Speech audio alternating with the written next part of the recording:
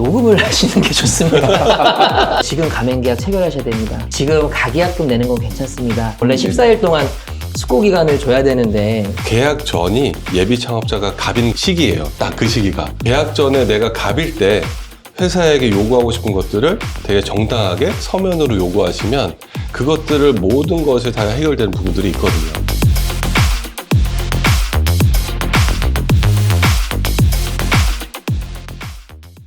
가 조금 더 빨리 잘 정착이 되지 않을까 싶습니다. 실제로도 사실 어떤 프랜차이즈 지원책, 어떤 사실 뭐 시장에서도 지방자치단체별로도 지원책도 있긴 한데 좀 더 어떻게 보면 실질적으로 도움되는 정책들이 좀 있었으면 좋겠다는 생각은 해요. 그러니까 여기가 이런 자리가 맞는지 모르겠지만 사실 이제 프랜차이즈 산업계에서 느껴지기에는 이거 하지 마라, 저거 하지 마라, 이거 해라, 저거 해라 약간 규제로만 느껴지지. 실제로 어떻게 보면은 뭘 했을 때 어떤 인센티브 제도라든지 뭐 이런 부분들이 사실은 미미하거나 그런 것들을 사실은 접하기가 어렵다 보니까 오히려 시장에서는 뭐 유사 가맹 사업이 또 있는데 그런 유사 가맹 사업을 하는 업체들처럼 가맹사업법에 안 들어가기 위해서 사실 노력하는 업체들도 꽤 있거든요. 오히려 그러니까 시장을 왜곡시키는 거죠. 오히려 그러니까 가맹사업을 등록을 해놓으면 좋아야 되는데 네.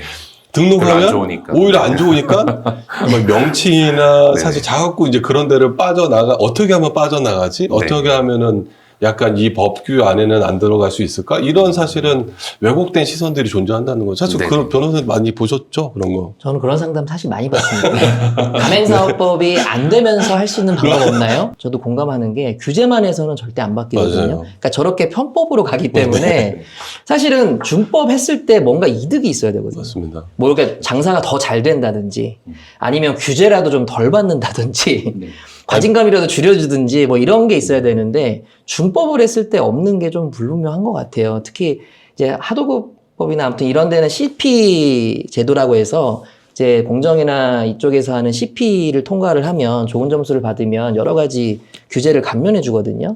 근데 가맹사업은 그런 근거가 없습니다. 그래서 그런 부분부터 조금 이렇게 돈을 주거나 할 수는 없겠지만 맞습니다. 그런 부분부터 규제를 갑자기 없앨 수는 없을 거니까 그래서 법을 잘 지키는 본부들한테는 확실하게 규제 인센티브를 줘야 이게 가맹사업 하면은 망하겠구나, 역차별이다 이런 얘기가 훨씬 줄어들지 않을까 싶습니다.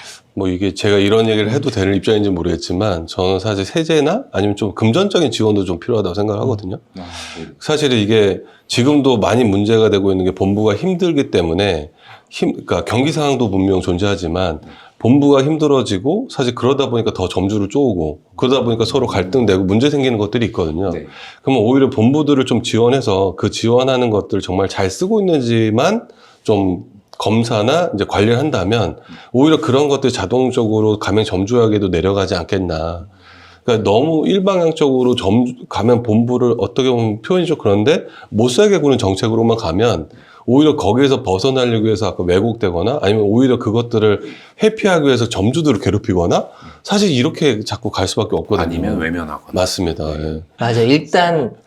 일단 가맹점 확 늘려서 돈 받고 도망가려고 하는 거죠. 먹튀하거나 이제 걸리면 그때 맞거나 맞습니다. 사실 그게 경제적으로 그게 더 낫다고 판단이 네네. 들면 그렇게 가는 거거든요. 네, 그렇죠. 그거 자체를 뭐라고 할 수는 없는 거죠. 그래서 생각난 게 최근에도 가맹사업 등록도 안 하고 이렇게 매장을 확 뿌린 다음에 먹튀를 했다가 걸린 브랜드가 있었거든요. 그러니까 사실 이렇게 될 수밖에 오히려 이게 어디서 저도 이게 본 것 같은데 너무 법규가 이렇게 강하면 약간 이렇게 삐져나간 애들을 만들 수밖에 없는 구조가 되는 거죠. 그래서 근데 물론 사실은 너무 또 옹호를 하면 안 됩니다. 사실 그거는 먹튀하는 거는 잘못한 게 맞아요. 그러니까 잘못한 게 옹호하는 것이 맞지만 아니라 그런 사람들이 생겨난다는 거죠. 굉장히 좀 충격적이네요. 어떻게 보면 그런 부분들을 조금 그 예비 창업주들이 좀 겪지 않기 위해서 어떤 방안들이 좀 필요할까요? 요 말씀하니까 생각이 나는 게 아마 가맹본부의 위법 행위에 대해서 실제 제재가 이루어지는 거는 뭐 과장 좀 섞어서 한 20%도 안 되지 않을까라는 생각이 들어요. 왜냐하면 이게 점주 주변 지인들 얘기만 들어봐도 네. 사실 지금 홈페이지 조금 소규모 가맹본부들 창업 홈페이지만 봐도 허위 과장 정보 제공에 해당될 여지가 아주 다분한 그런 내용들이 여전히 버젓이 게시되어 있고요. 네. 그걸 보고 실제로 전화를 하면 정말 허위 과장 정보 제공에 해당될 정도의 네. 어떤 과장된 매출과 수익성을 설명하는 경우들이 아직도 많습니다. 그렇죠. 그리고 사실 뭐 박람회 권거래사님도 많이 가보셨겠지만 박람회장에서 계약 체결 이게 시도가 되는 경우들이 많다고 맞습니다. 하잖아요. 실제로 원래 네네. 14일 동안 숙고 기간을 줘야 되는데 그런 거 전혀 없이 일단 계약 체결부터 시키거나 뭐 또는 가계약이다 이러면서 그거는 괜찮다는 식으로 돈을 먼저 받거나 이런 경우들이 아직도 흔하거든요. 네. 근데 공정위가 그걸 다 일일이 규제를 저는 못하고 있다고 봐요. 네. 그러니까 제 생각은 좀 거시적인 거로 보면요. 규제는 대부분 조금 크거나 심각한 가맹본부들이 제재를 받습니다. 근데 그러한 큰 가맹본부들은 웬만큼 적법성을 법 위반하지 않으려는 투자를 좀 하거든요. 근데 규제는 그들이 많이 받아요. 네. 근데 진짜로 규제가 좀 필요한 소규모 가맹본부들 이 부분들은 오히려 제재가 잘 안 이루어지는 것 같아요. 그래서 아까 말씀드린 규제가 만능이 아니라는 게 이거를 공정위가 막 수백 명을 인원을 늘려서 그걸 다 규제하고 다닐 수도 없습니다. 네. 그래서 그런 현실적 어려움을 고려하면 아까 말씀드린 지원책이나 여러 가지 조사 규제 감면책을 통해서 유인해서 그런 하는 게 그런 그 사각지대를 줄여나가는 게 훨씬 더 좀 의미가 있지 않나 생각이 좀 듭니다. 근데 실제로 사실 이제 가맹점 늘리는 게 그러니까 관습적인 것도 있고요. 네. 과거부터 어떤 이런 형태로 뛰어오던 것도 있고 이게 아무래도 영업이다 보니까 조금 허위까지는 아니지만 과장은 좀 들어갈 수 있거든요. 네. 근데 실제로 현장에서 보면 그거를 가맹본부들도 가맹점주들도 이게 나쁜 거다, 문제가 있다라고 사실 인식하기가 어려워요. 네. 그러니까 실제로 이제 그 정보 미대칭성 때문에 가맹점주는 더더욱 모르고 가맹본부도 내가 이걸 하는 게 잘못하고 있다라고 사실 인지하지 못하고 있거든요. 네.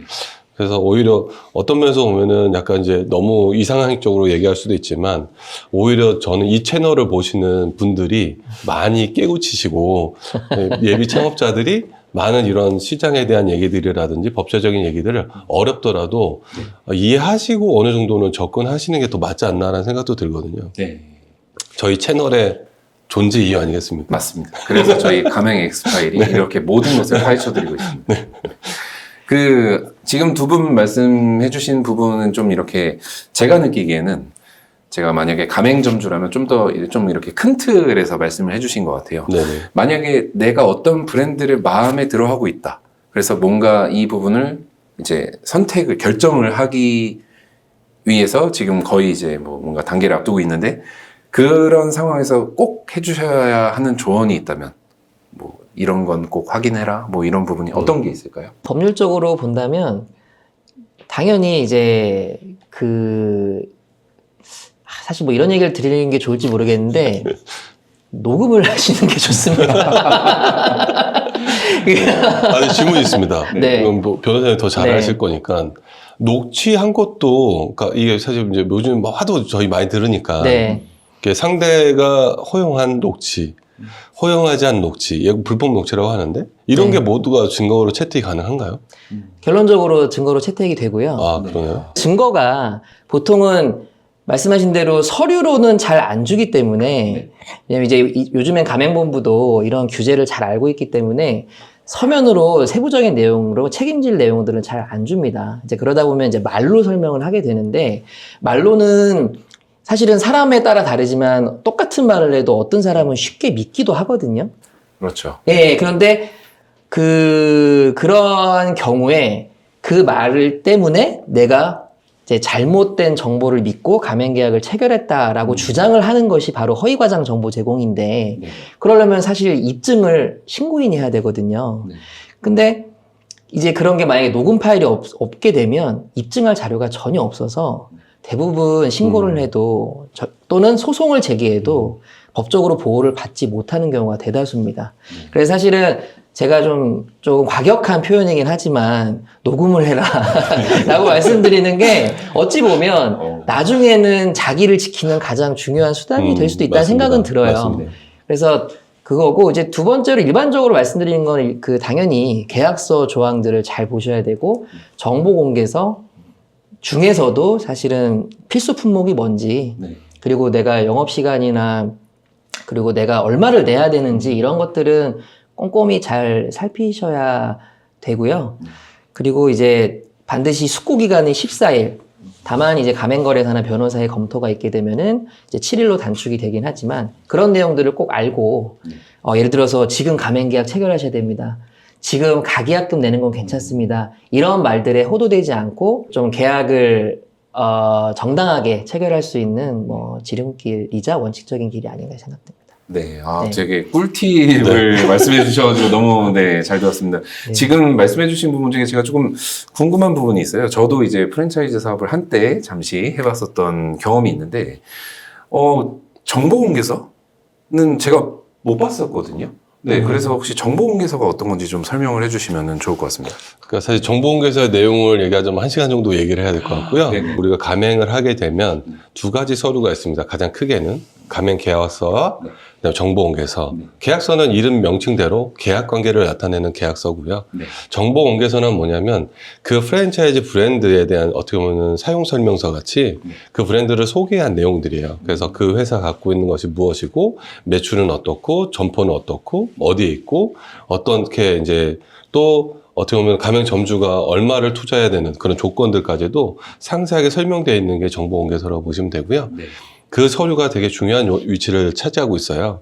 근데 아까 이제 우리 전 변호사님도 말씀하셨지만 저는 이제 아까 녹음 얘기하셨는데 저는 오히려 이제 분쟁을 이렇게 상담하다 보면 사실은 제일 아까 말씀하셨던 것 중에서 어떻게 보면 공감되는 게 증거가 많이 없으세요. 대부분 이제 계약 전에는 이제 서로 좋은 게 좋은 거 아니냐. 네. 뭐 또 막 이런 상황으로 가다 보니까 증거가 없는 상태에서 문제가 일어났을 때는 사실 진짜 힘든 부분들이 있거든요.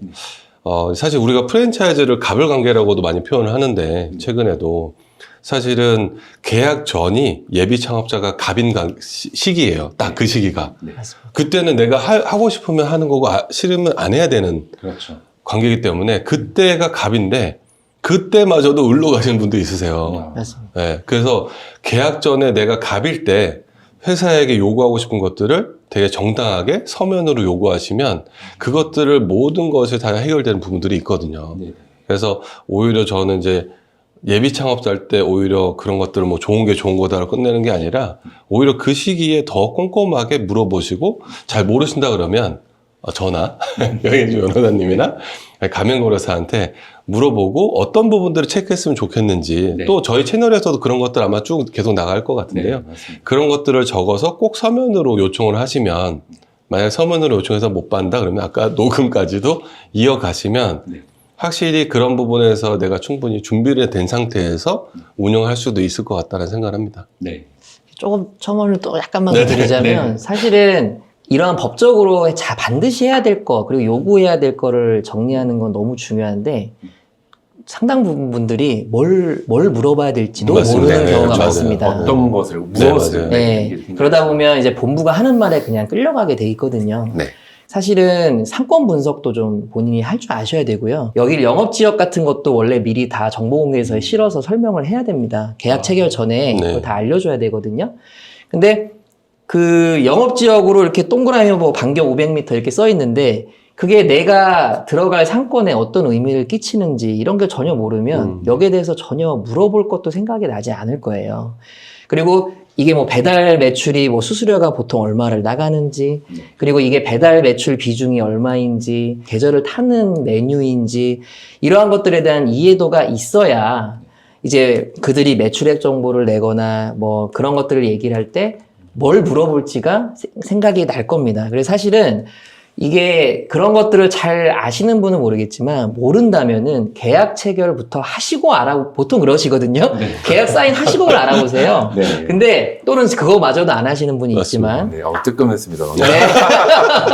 근데 반드시 사인하기 전에 네. 그것들을 완벽히 짚고 전문가한테 물어보고 이해한 다음에 네. 확신이 들었을 때 사인을 하셔도 네. 사인을 하셔도 된다가 아니라 사인을 그때 하셔야 됩니다. 네네. 네. 예. 또 무분별하게 팽창을 하는 그런 상황, 그런 가맹본부냐, 아니면 정말 어떤 브랜드의 어떤 가치나 통일성, 뭐, 이런 것들을 검증한 곳에 대해서만 규제를 준수하면서 차근차근 넓혀가는 곳이냐, 또는 재정적으로 되게 부실해서 되게 위험한 곳이냐, 또는 임원들이 어떤, 사실 뭐 정보공개서 때 나올 얘기지만, 임원들이 어떤 부정행위를 저질렀을 수도 있거든요. 네. 그러한 전력이 있으면 사실은 피해야 되거든요.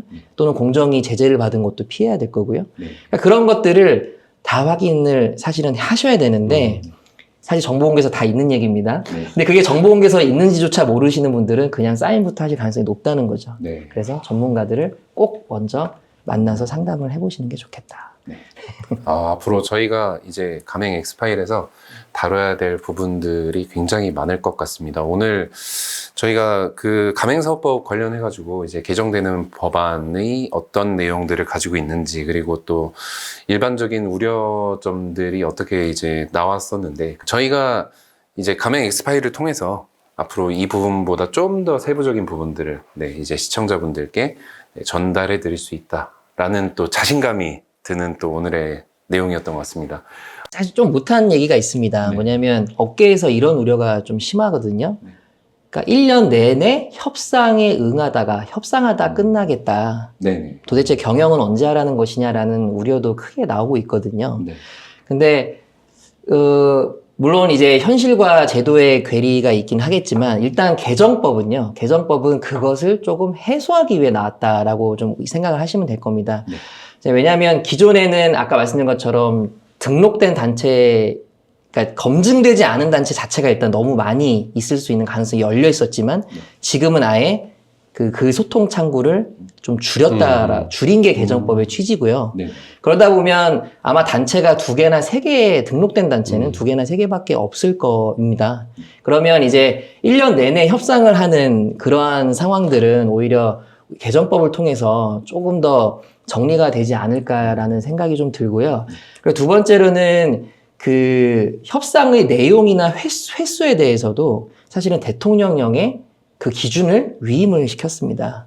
그래서 아마 그 협상 등록된 단체들이 협상을 할 수 있는 횟수를 아마 1년에 몇 번, 그리고 또 어떤 경우는 또 뭐 예를 들어서 그 브랜드의 통일성이나 경영의 핵심적인 부분이나 여기 본부의 어떤 경영 측면에 대해서는 협상 요청에 거부할 수 있다라는 이러한 세부적인 지침들이 대통령령이나 그 하위 고시나 예규를 통해서 나올 예정입니다.